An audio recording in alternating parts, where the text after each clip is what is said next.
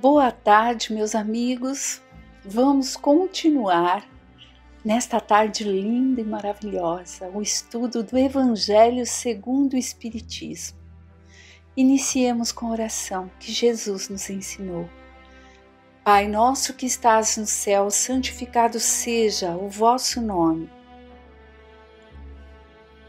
Venha a nós o teu reino e seja feita a tua vontade, na terra e no céu.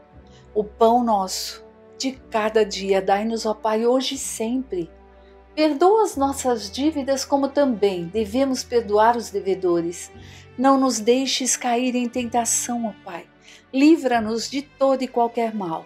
Que assim seja com a graça de Deus. Estamos no capítulo 19 do Evangelho segundo o Espiritismo, decodificado por Kardec, cujo título é A Fé Transporta Montanhas. E, dando continuidade, estamos no item 6, a fé religiosa, condição da fé inabalável. No seu aspecto religioso, a fé é a crença nos dogmas particulares que constituem as diferentes religiões, e todas as religiões têm seus artigos de fé. Sob este aspecto, a fé pode ser raciocinada ou cega. A fé cega nada examina, aceita sem verificar tanto o falso quanto o verdadeiro e choca-se a cada passo com a evidência e a razão. Em excesso leva ao fanatismo. Quando a fé está apoiada no erro, cedo ou tarde desmorona. Aquela que tem por base a verdade é a única que tem o futuro assegurado, pois nada tem a temer com o progresso dos conhecimentos. O que é verdadeiro, na sombra também o é à luz do dia. Cada religião pretende ter a posse exclusiva da verdade e impor a alguém a fé cega sobre uma questão de crença. É confessar a sua impotência para demonstrar que se está com a razão. Então, gente, olha, um pedacinho tão pequeno que diz tantas coisas importantes, né? Fala sobre a fé raciocinada e a fé cega. E nós sabemos que uma das coisas que nós vemos desde o início que chegamos ao Espiritismo é que a fé tem que ser raciocinada, que nada pode ser imposto, que temos ali o livre-arbítrio, que temos ali as condições, os livros ali que Kardec nos deixou, André Luiz e tantos outros, que vêm trazer ali para a gente tantas coisas que precisamos ainda aprender. Então vejamos um pouquinho, né? Na época em que Kardec decodificou o Evangelho, as pessoas passavam ainda por uma dificuldade em relação à fé que professavam. A religião cegava, deturpava os ensinamentos de Cristo. E se nós observarmos bem, formos pesquisar, olhar, ou simplesmente ver algumas manchetes que saem na TV, né? Até hoje ainda acontece. E aí vem ali a decodificação para se fazer com que aqueles que tenham olhos de ver e ouvidos de ouvir sair dessa cegueira que buscavam colocar através do ensinamento, através das escritas que ficaram em relação ao Evangelho. Aí na decodificação do Evangelho, veio-se a luz do conhecimento, do livre-arbítrio, de amar a humanidade toda como irmãos, sem condicionar o amor, o respeito, a benevolência, a raça, o credo, o tipo de ser. Nós temos que ter caridade com aqueles que ainda não despertaram ou que têm medo, né, de se aprisionarem, de adquirir responsabilidade sobre o seu jeito de ser e agir. Porque muitas pessoas procuram não seguir, preferem até seguir ali como um cordeirinho em alguns templos, em alguns lugares, porque é simples, eu vou lá, me ajoelho, faço ali a minha oração uma vez por semana, pronto, estou quite. E em casa eu posso ser como eu quiser, gritar, bater, machucar, porque acredita-se que tendo ali esse ritual, já está quite com o ensinamento de Deus. E quando vem a decodificação de Kardec, as pessoas começam a perceber que não é bem assim. Aí vem o Espiritismo e nos mostra tantas coisas, mas é preciso termos ali em nós intrínsecos essa busca pela nossa mudança. E na época em que Kardec decodificou, os ensinos eram usados mais para manipular a massa, a sociedade, de acordo com os mandantes ali daquela época, né? Então, nós não temos que julgar aquele que ainda não tem fé, que não despertaram para isso, porque nós já sabemos que o espírito não estaciona. Então, uma hora eles vão sair para aprender. A fé tem que ser raciocinada. Para acreditar é preciso compreender. A fé é a mãe da esperança. A fé, eu pesquisei e vi que vem de fidelis, não sei nem se é assim que fala, que é fidelizar, ser fiel. Se eu tenho fé, eu tenho que fidelizar os meus passos com o aprendizado de Jesus. Fé também é exercício, fé também é compromisso. Por isso que muita gente foge, né? Porque é diferente eu ver, eu dizer que eu acredito, mas ter fé é diferente de acreditar. Sigamos com mais um pedacinho da nossa leitura do Evangelho segundo o Espiritismo. É o item 7 desse capítulo. Disse vulgarmente que a fé não se receita, não se impõe. Daí muitas pessoas dizerem que não são culpados por não terem fé. Sem dúvida, a fé não se receita. E o que é ainda mais certo, a fé não se impõe. Não, ela é adquirida. E ninguém está impedido de possuí-la, nem mesmo entre os que mais lhe resistem. Falamos de verdades espirituais básicas e não desta ou aquela crença em particular. Não cabe à fé procurar estas pessoas, elas sim que devem procurá-la e, se o fizerem com sinceridade, a encontrarão. Tende certeza de que aqueles que dizem não queríamos nada melhor do que crer, mas não podemos, dizem com os lábios e não com o coração, pois ao dizer isso fecham os ouvidos. Ou seja, é simples dizer que eu quero, né? Mas eu me tampo para as mudanças. As provas, entretanto, são muitas ao redor deles. Por que se recusam a vê-las? Em alguns é a indiferença, noutros o medo de ser forçado a mudar os hábitos, na maioria há o orgulho, negando-se a reconhecer uma força que lhe é superior, porque teriam de inclinar-se perante ela. Em certas pessoas a fé parece ter nascido com elas, é inata, basta uma faísca para desenvolvê-la, sendo essa facilidade em assimilar as verdades espirituais um sinal evidente de progresso anterior. Porém, outras, ao contrário, não são assimiladas. Em outras, ao contrário, são assimiladas com dificuldade, o que é um sinal evidente de naturezas em atraso. As primeiras já acreditaram e compreenderam. Trazem ao renascer a intuição do que sabiam. Sua educação está feita. As segundas têm que aprender tudo. Sua educação está por fazer. Mas ela será feita e, se não concluir nessa existência, será concluída numa outra. A resistência do que não crê, convenhamos, se deve frequentemente menos a eles do que a maneira pela qual se lhe apresentam as coisas. A fé necessita de uma base, e essa base é a compreensão perfeita daquilo em que se deve acreditar. Para acreditar não basta ver, é preciso sobretudo compreender. A fé cega não pertence mais a este tempo.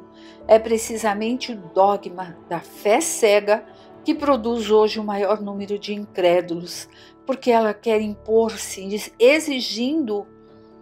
exigindo ao homem a renúncia ao raciocínio e ao livre-arbítrio, preciosos dons do Espírito. É contra essa fé, principalmente, que se levanta o incrédulo, e é a ela que nos referimos quando dizemos que não se impõe. Não admitindo provas, ela deixa no espírito um vazio em que nasce a dúvida. A fé raciocinada, aquela que se apoia nos fatos e na lógica, é clara, não deixa atrás de si nenhuma dúvida. Acredita-se porque se tem certeza, e só se tem certeza quando se compreendeu. Eis porque não se dobra, pois somente é inabalável a fé que pode encarar a razão face a face em todas as épocas da humanidade. É a esse resultado que o Espiritismo conduz, triunfando, assim sobre a incredulidade, todas as vezes que não encontra oposição sistemática e interesseira.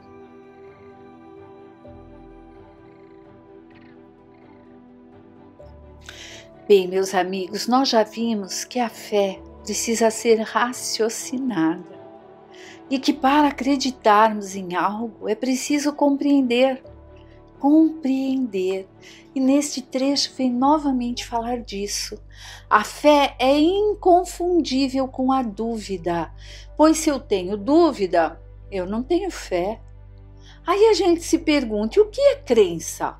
Que fala ali também nesse trecho. Ora, crença é acreditar.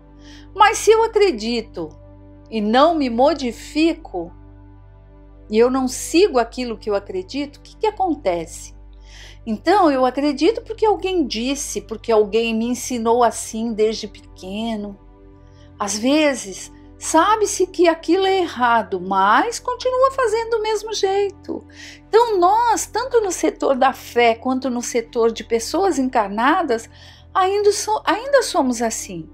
Um exemplo simples de algo terreno, mas que nos mostra ali uma comparação com a fé. Por exemplo, se eu fumo e eu sei que isso faz mal, uma campanha imensa foi feita aí, antigamente não, dizia-se que era lindo, maravilhoso, as pessoas mais bonitas apareciam nos comerciais de televisão fumando. Aí já sabiam que fazia mal, mas era camuflado. Aí de repente veio a campanha de que o fumo acaba com a sua saúde, é um autossuicídio. E aí eu sei que faz mal, mas eu continuo fumando. Eu não saio do meu roteiro. Quantas coisas nós somos assim ainda? Eu acredito que se eu continuar bebendo, vai me fazer mal. Mas tá tão cômodo assim. Junta ali que chega uma hora que vai virando um vício.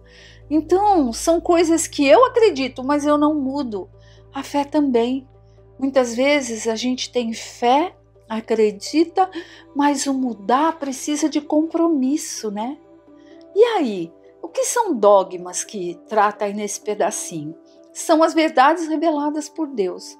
E aí, naquela época, e em algumas religiões até hoje, se são assim, são inquestionáveis, é assim e pronto. Quem não seguir está fora da lei de Deus, entre aspas, né?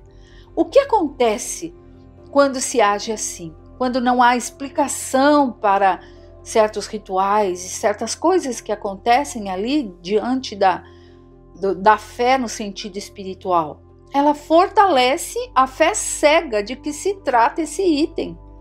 Fortalece essa fé cega como uma fé absoluta.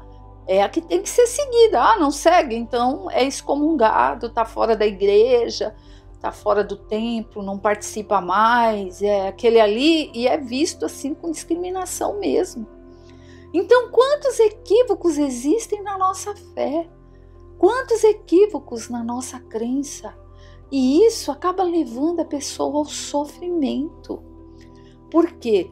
Porque os dogmas e essa fé cega não examina nada, leva ao fanatismo, né? E é o fanatismo que diz ali num pedacinho desse capítulo, que também acaba levando àquilo que por vezes até hoje a gente acaba vendo aí nos noticiários, as guerras santas, né?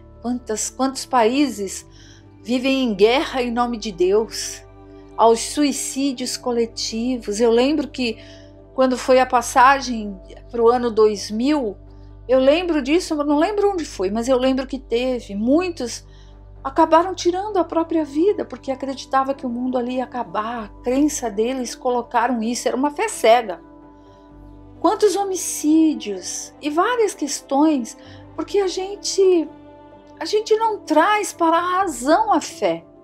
A gente, que eu digo, é o povo, assim, uma grande maioria do povo, porque nós, com a graça do Pai, vocês que estão ouvindo a palestra no momento, é porque já fazem parte ou estão buscando conhecer o Espiritismo.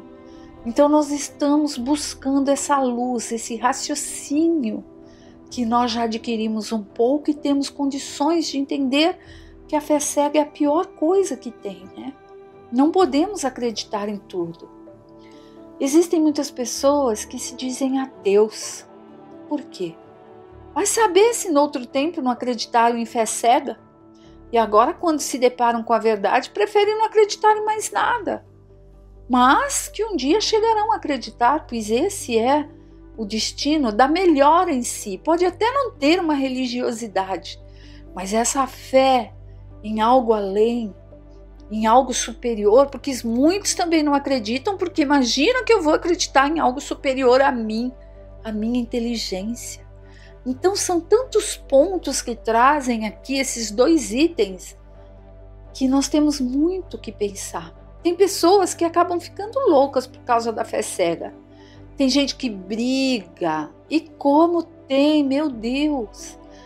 Até no tempo de hoje, se alguém muda, eu era de tal religião, agora resolvi seguir o Espiritismo. Muitos amigos e familiares viram a cara, outros julgam, ou o contrário, né? Era daqui, foi para lá, então nem cumprimento mais. Por que existe isso? Por causa dessa fé cega, porque acha que aquilo que aprendeu ali é o certo, é o absoluto. E muitas vezes nós nos escondemos atrás do que o outro diz por medo. E aí aceitamos a fé cega. Ou seja, é melhor eu acreditar, fazer de conta que é isso que eu acredito, porque aí tudo bem, ninguém vai me julgar, ninguém vai, se eu procurar entender. Às vezes, nossa, eu já conheci gente que lia livros espíritas escondidos, porque se soubessem que tinha um livro desse dentro de casa, eles comungaram. Então a fé tem que ser ali trabalhada, cultivada, entendida e assumida, né? Porque essa verdade vai estar comigo a partir do momento que eu queira, a partir desse momento. E nós compreendendo, buscando, estudando, ouvindo palestra, pegando os livros, aí nós vamos aprendendo cada vez mais. E o Espiritismo não tem dogmas, não tem isso. O Espiritismo, ele tem a ciência, a filosofia e a religião a um nível aberto para todos. Todo aquele que quer aprender, todo aquele que quer saber o que é o Espiritismo, todo aquele que, mesmo que entre na casa espírita e fala assim, olha, eu sou de tal religião, eu sigo, eu participo, mas eu vim porque eu estou com problema, ele é acolhido. Se a casa espírita for séria e verdadeira, e não algumas casas que se deixam levar, que nós sabemos que também tem. Mas se a casa espírita é uma casa séria, ela acolhe qualquer irmão que lá chegue, dizendo ser ateu, evangélico, protestante, católico, ou sei lá, qualquer que seja outra crença, é atendido como pessoa humana, como irmão, como filho do mesmo Deus. E está aberto a todos. Ele não precisa nem falar assim, eu vou deixar de ir em tal lugar, mas eu posso vir aqui e receber paz? Claro que pode, ninguém vai perguntar a sua religião. E esse nível aberto que é o Espiritismo, todos podem, mas precisam o quê? Estudar, entender, tirar as suas conclusões, aqueles que buscam ali uma compreensão maior, aqueles que trabalham na casa espírita. Então é essencial que se aprenda, que siga ali, siga o Evangelho segundo o Espiritismo, decodificado por Allan Kardec. Quando houver dúvida, meus amigos, abre o Evangelho, sabe? Aquele dia assim porque não é porque somos espíritas que todos os dias vão estar claro, como nesse dia que eu estou gravando. Eu não sei quando isso passar, se vai estar chuva, sol ou nublado, mas eu espero que dentro do coraçãozinho de cada um de vocês e até no meu, esteja o sol lindo como está hoje, que eu estou olhando aqui para fora, eu vejo o pássaro cantando, voando, e é uma confiança em Deus, de que Deus põe tudo no devido lugar. Então sigamos, meus irmãos queridos, confiantes em Deus, cultivando, aprendendo, estudando e buscando a cada dia construir uma fé mais sólida e colocarmos esta fé em prática, que é o que veremos no próximo item. Fique em paz e que Deus esteja com cada um. Que assim seja.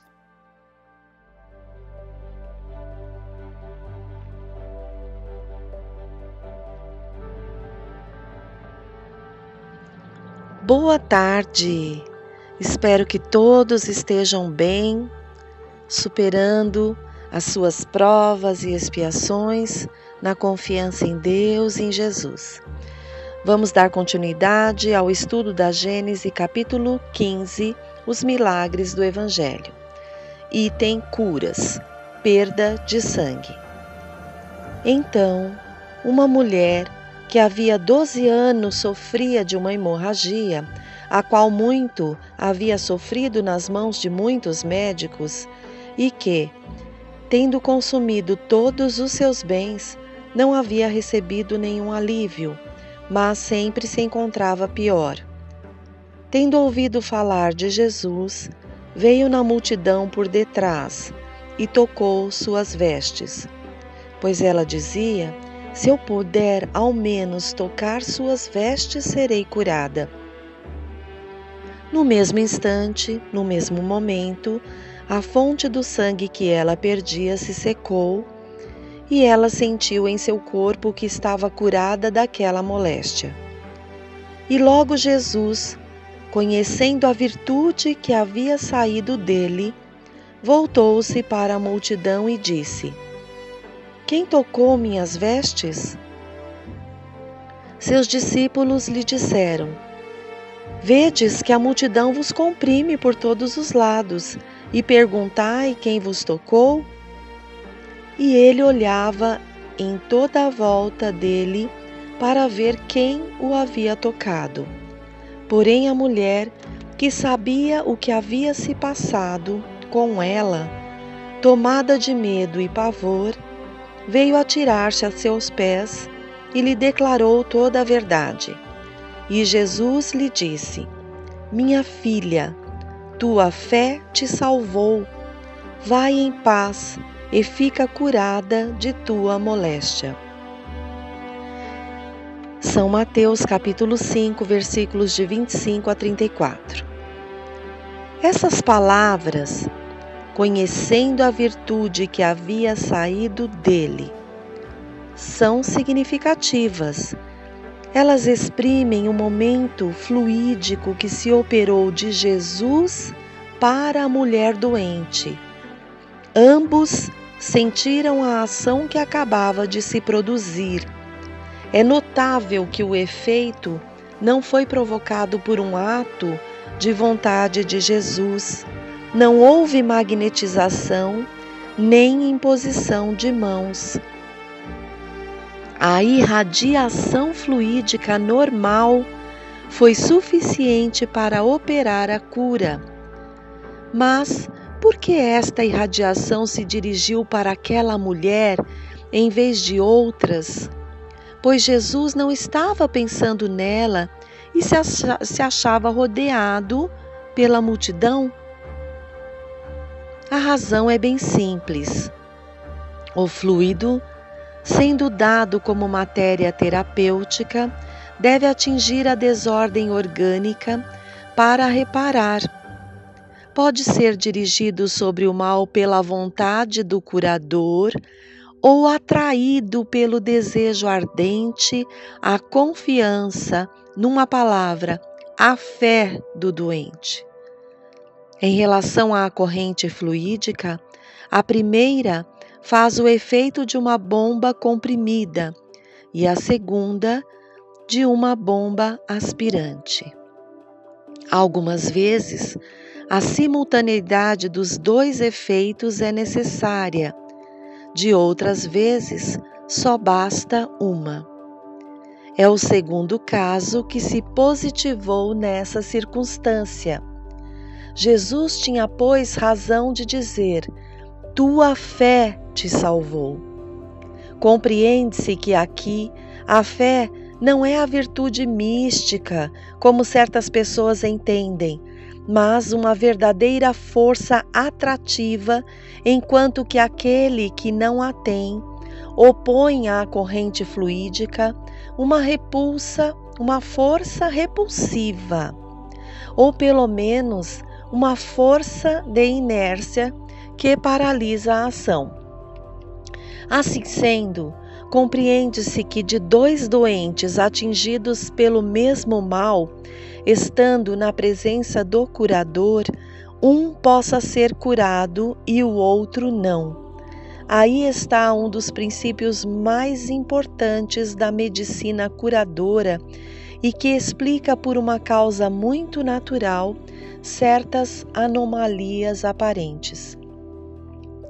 Esse item é muito importante e traz uma esperança, um consolo muito grande, pois todos nós padecemos num mundo de provas e expiações. Quantos de nós carregando ali dificuldades orgânicas, problemas, doenças orgânicas, tanto quanto psíquicas e tudo mais. Vejam o quanto é importante ter fé, o quanto é importante essa força e a confiança em Deus, demore o tempo que for, a moléstia que tivermos, porque haveremos de ir consolidando esta fé e nessa esperança crescente sempre e muito forte, haveremos de atrair o que precisamos, o que merecemos. Essa mulher, de tanta fé que tinha, pensava que ao tocar as vestes, ao menos, só de tocar seria curada. E ela o faz sem que Jesus perceba, ele só percebe que saiu uma virtude dele. Veja que lindo isso e quanta esperança nos traz. Vale a pena parar, respirar. Vale a pena pedir: Deus Pai, me ajude. Vale a pena agradecer: Deus Pai, obrigada por enviar o Cristo com tantas lições, que eu possa estudar as lições e buscar praticar as lições. E isso vai fazer com que a gente melhore e aproveite mais ainda o fluido que nos é natural. E a atmosfera nossa fluídica há de ficar melhor, mais sintonizada com o bem, com as coisas de cura, com as coisas boas. Vamos a um outro trecho do Evangelho, o cego de Betsaida. Tendo chegado a Betsaida, foi-lhe trazido um cego que lhe pediu que o tocasse.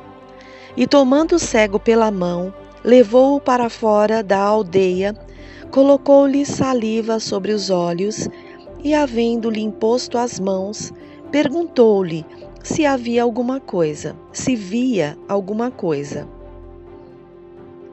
O homem, olhando, lhe disse: Vejo andarem homens que me parecem árvores.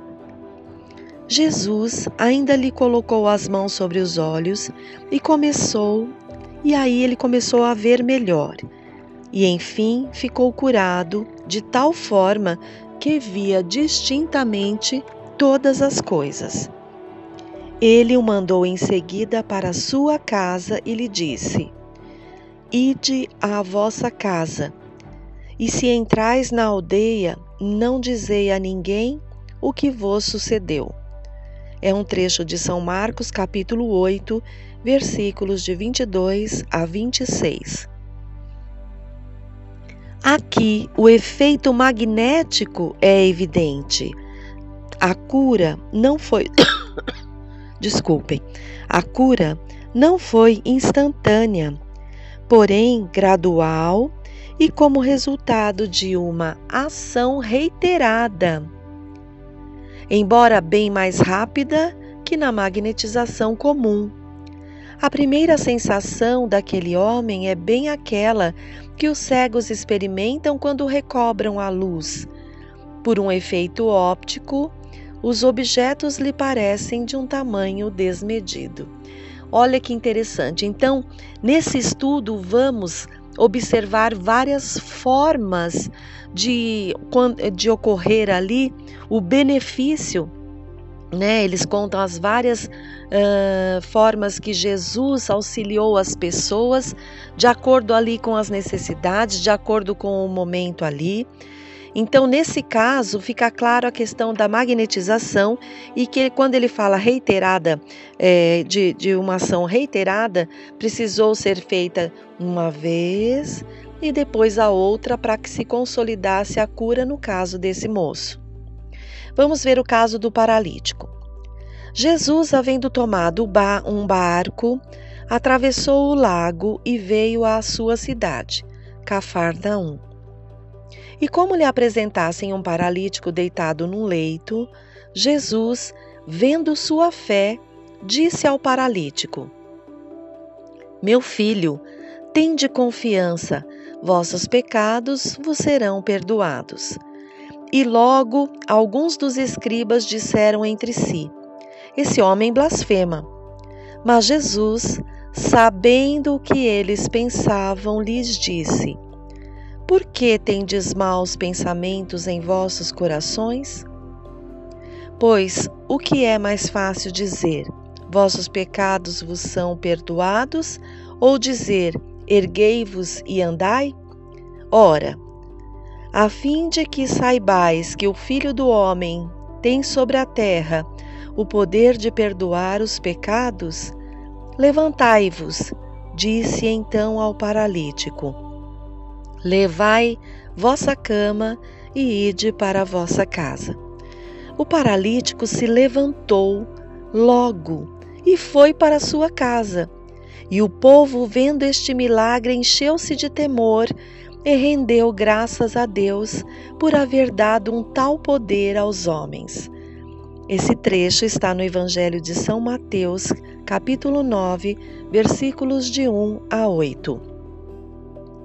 O que poderiam significar estas palavras? Vossos pecados vos são perdoados.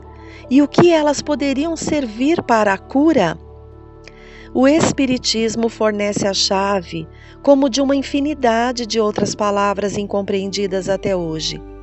Ele nos ensina, pela lei da pluralidade das existências, que os males e as aflições da vida são frequentemente expiações do passado e que padecemos na vida presente as consequências das faltas que cometemos numa existência anterior. As diversas existências são solidárias umas com as outras, até que hajamos pago a dívida de suas imperfeições. Se, pois, a moléstia desse homem fosse uma punição pelo mal que pudera ter cometido, ao lhe dizer: vossos pecados vos são perdoados, era o mesmo que dizer: haveis pago vossa dívida, a causa de vossa moléstia é apagada por vossa presente fé. Em consequência, mereceis ser libertado de vossa moléstia. É por isso que ele disse aos escribas: é tão fácil dizer: vossos pecados vos são perdoados, como levantai-vos e andai. Cessada a causa, o efeito deve cessar. O caso é o mesmo para um prisioneiro a quem viessem dizer: vosso crime está expiado e perdoado, o que equivaleria a lhe dizer: podeis sair da prisão. Vejam, esse trecho nos traz a importância da resignação, da obediência, da resignação diante das provas, porque muitas vezes a gente espera que a cura ocorra no tempo em que a gente considera importante e necessário para nós.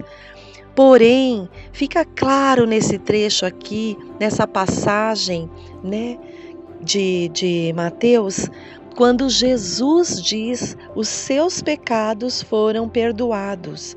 E o Espiritismo vem nos esclarecer que existem várias reencarnações e que renascemos para evoluir, mas expiar também as causas do passado. Muitas vezes prejudicamos e todo o prejuízo que a gente causa ao outro fica marcado em nós, no nosso perispírito ali, na nossa consciência de espírito, e as marcas trazemos no perispírito que podem e passam para o corpo físico, né? Se bem passarmos ali a expiação com resignação, a cura pode chegar até mesmo entre uma encarnação. Em uma encarnação, ou em duas, ou em três, se caso não soubermos passar com resignação e ainda não nos tivermos livrado ali dos nossos pecados. Então, que lindo isso!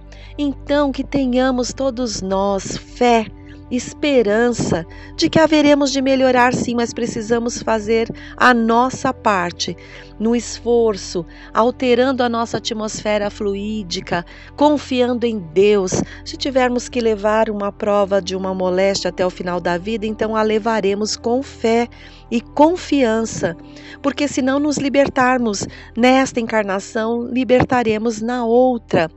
Não sejamos aquelas pessoas imediatistas que acham que tudo tem que se resolver na hora. Deus sabe tudo, já nos envolve com um fluido infinito de amor, o universo inteiro. Não sentimos porque não sintonizamos ainda, não aprendemos. Mas juntos haveremos de fortalecer cada vez mais a nossa fé e compreender que podemos nos elevar ou nos rebaixar, nos adoecer, nos curar, ir para o caminho da cura. Basta a nossa boa vontade. E vamos ver mais um item aqui do Evangelho, no caso agora é de São Lucas, capítulo 17, versículos de 11 a 19, que fala sobre os 10 leprosos. Um dia, indo para Jerusalém, e passando pelos confins da Samaria e da Galiléia, estando perto de entrar numa cidade, 10 leprosos vieram diante dele e, mantendo-se afastados, elevaram suas vozes e lhe disseram: Jesus, nosso mestre, tende piedade de nós. Quando ele os percebeu, disse-lhes: Ide vos mostrar aos sacerdotes. E enquanto iam, foram curados. Um deles, vendo que estava curado, voltou sobre seus passos, glorificando a Deus em altas vozes, e veio atirar-se aos pés de Jesus, o rosto contra a terra, rendendo-lhe graças. E este era samaritano. Então Jesus disse: Todos os 10 estão curados? Onde estão, pois, os outros 9? Só se encontrou um que voltou e que rendeu graças a Deus, e este é estrangeiro. E ele lhe disse: Erguei-vos, ide, vossa fé vos salvou. Os samaritanos eram sistemáticos, aproximadamente como os protestantes em relação aos católicos, e eram desprezados pelos judeus como heréticos. Jesus, curando indistintamente os samaritanos e os judeus, deu ao mesmo tempo uma lição de um exemplo de tolerância. E fazendo ressaltar que o samaritano foi o único que voltara para dar graças a Deus, mostrou que nele havia mais da verdadeira fé e mais reconhecimento que naqueles que se diziam ortodoxos, acrescentando: vossa fé vos salvou. Fez ver que Deus olha o fundo do coração e não a forma exterior da adoração. Todavia, os outros foram curados. Tal era preciso para que a lição que queria dar e provar, tal era preciso para a lição que queria dar e provar a sua ingratidão. Porém, quem sabe o que terá proporcionado esse resultado e se eles se terão beneficiado do favor que lhes fora concedido? Dizendo ao samaritano: vossa fé vos salvou, Jesus dá a entender que o mesmo não sucedeu com os demais. Esse trecho é muito lindo também, muito importante para que a gente reflita na questão da gratidão por tudo quanto temos recebido nessa vida, rendendo graças a Deus por tudo, inclusive pelas provas que nos alcançam, que nos fazem usar mais, desenvolver a nossa inteligência, a nossa razão e aprender a equilibrar as nossas emoções. Então, e o segundo ensinamento maravilhoso aqui é com relação à falta de discriminação que devemos buscar e não ter esse olhar preconceituoso com relação a este que é católico, a este que é protestante, a este que é ateu, a este, enfim. Então, o amor de Deus, olha, né, Deus consegue perceber pela sua onisciência, onipotência, onipresença a todos nós, intimamente. Olha o fundo do coração, o que vai verdadeiramente nos nossos sentimentos, não só na forma exterior das palavras, não só, eu acredito em Deus, mas por dentro está com esse ou aquele sentimento com relação ao próximo. Então Deus, né, Jesus fez ver que Deus olha o fundo do coração e não a forma exterior da adoração. E também novamente reforça a questão da fé. E quando ele fala àquele leproso que voltou, a vossa fé vos salvou. Então dá a entender que o mesmo não ocorreu com os demais. E muitas vezes nós mesmos recebemos benefícios, mas esses benefícios ou essa cura muitas vezes não nos fazem bem, como ele mostra ter ocorrido aqui. Não se sabe se o mesmo sucedeu com os demais, né? Fica bem claro aqui, Jesus dá a entender que o mesmo não sucedeu com os demais. Pode ser que pela cura eles voltassem à vida normal e se comprometessem ainda mais ali buscando o erro, as atitudes difíceis e tudo mais. Então, a necessidade de estar sempre resignado diante das provas, mas firme, exercitando a inteligência, evoluindo nos sentimentos, desta forma, Para evoluir nos sentimentos, buscar exercitar a inteligência, precisamos ter fé, desenvolver a nossa fé. Por isso a necessidade do estudo do Evangelho. O Evangelho deve ser o nosso livro de cabeceira, porque ali estão os ensinamentos morais que devemos alcançar para fazer as transformações no nosso dia a dia. Então não adianta eu ler o Evangelho todos os dias, se as palavras desse livro sagrado ficarem apenas nos livros e não conseguirmos ir trazendo para nós, pensando sobre isso, refletindo nas nossas ações, buscando mudar devagarzinho ali os nossos comportamentos que já trazemos viciosos. Às vezes ocorre alguma situação que alguém nos contraria, já de imediato já vem aquele impulso, de revide, desejos de vingança. Isso trazemos do nosso passado. Precisamos fazer a nossa reforma íntima tão falada. E aí vem o Evangelho, com aquela bandeira maravilhosa: fora da caridade não há salvação. Que possamos, então, aos poucos, ir absorvendo esses ensinamentos para o nosso próprio bem, nossa própria paz interior e alegria, e o bem daqueles que vão estar em contato conosco e sentirão nossas vibrações, nossa atmosfera fluídica, pouquinho a pouquinho melhor, mais equilibrada. E é isso, meus irmãos, juntos, ombro a ombro, estudando sim, mas praticando, buscando a prática principalmente. É muito necessário isso. Então, tem aquela frase que diz assim: amai-vos, eis o primeiro mandamento. Instruí-vos, eis o segundo. 2 recursos importantíssimos, mas se deixa claro que não se tivermos amor, de nada vai adiantar tanto estudo se não procurarmos ali esse amor fraternal.